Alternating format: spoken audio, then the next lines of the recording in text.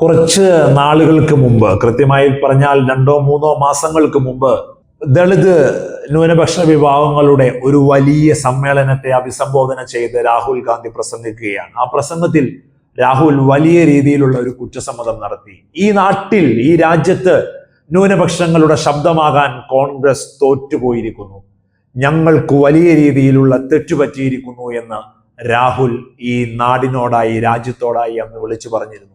അതിന്റെ കൃത്യമായ ഒരു തുടർച്ചയെന്നോണം അഹമ്മദാബാദിലെ കോൺഗ്രസിന്റെ സമ്മേളനം, എല്ലാ സംസ്ഥാനത്തു നിന്നുമുള്ള നേതാക്കളെത്തിയ, എല്ലാ രീതിയിലുമുള്ള ഹൈക്കമാൻഡ് അടക്കമുള്ള എല്ലാ ആളുകളും ഒത്തൊരുമിച്ച് വർഷങ്ങൾക്ക് ശേഷം ഇരുന്ന ആ AICC സമ്മേളനത്തിലും ഇപ്പോൾ അതിന്റെ തുടർച്ചയായ ശബ്ദങ്ങൾ ഉണ്ടാവുന്നു എന്നുള്ളതാണ്. കോൺഗ്രസിന് ന്യൂനപക്ഷങ്ങളുടെ ശബ്ദമാകാൻ കഴിയണം. കഴിഞ്ഞ കാലങ്ങളിൽ കോൺഗ്രസിന് അത് അങ്ങനെയാകാൻ കഴിഞ്ഞിട്ടില്ല. വലിയ രീതിയിലുള്ള വിശ്വാസ ചോർച്ചയാണ് ന്യൂനപക്ഷങ്ങളിൽ നിന്ന് കോൺഗ്രസിന് ഏൽക്കേണ്ടി വന്നിട്ടുള്ളത് എന്നും അവർ വിശ്വസിക്കുകയാണ്. നോക്കൂ, മൃദു ഹിന്ദുത്വം എന്ന് പറയുന്ന ഒരു സമീപനം എടുക്കുന്നു. മൃദു ഹിന്ദുത്വ എന്ന് പറയുന്ന സമീപനമെടുത്ത് മതേതരത്തിന് ഊന്നൽ കൊടുക്കുമ്പോൾ മറുപക്ഷത്താരാ? BJP-യാ. BJP-യുടെ അജണ്ട എന്താ? എക്സ്ക്ലൂസിവിറ്റി ഇൻ ഹിന്ദുത്വ, അതിതീവ്രമായ ഹിന്ദുത്വ നിലപാട്. ആ ഹിന്ദുത്വ നിലപാടുമായി BJP ഇങ്ങനെ കളം നിറയുമ്പോൾ മൃദു ഹിന്ദുത്വയ്ക്ക് എന്താണ് കാര്യം?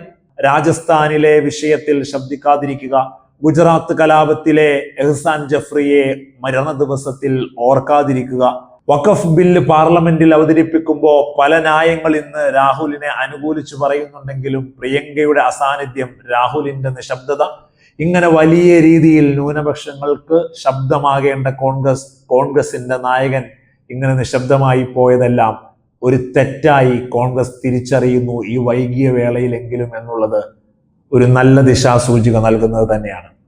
2019 തെരഞ്ഞെടുപ്പ് എടുത്താൽ ആ തെരഞ്ഞെടുപ്പിൽ 8 സീറ്റാണ് ഇന്ത്യ രാജ്യത്ത്, 84 സീറ്റാണ് ദളിത് വിഭാഗത്തിന്, പിന്നോക്ക വിഭാഗക്കാർക്കുള്ളത്. അതിൽ 2019 8 സീറ്റാണ് കോൺഗ്രസ് നേടിയത്. അതിനുശേഷം 2024 വരുമ്പോൾ ആ സീറ്റ് 20 സീറ്റിലേക്ക് വർദ്ധിപ്പിക്കാനായി. 2019 16 എന്ന വോട്ട് ഷെയർ ആ സീറ്റുകളിൽ 20% ഇൻക്രീസ് ചെയ്യാനും കോൺഗ്രസിന് സാധിച്ചു.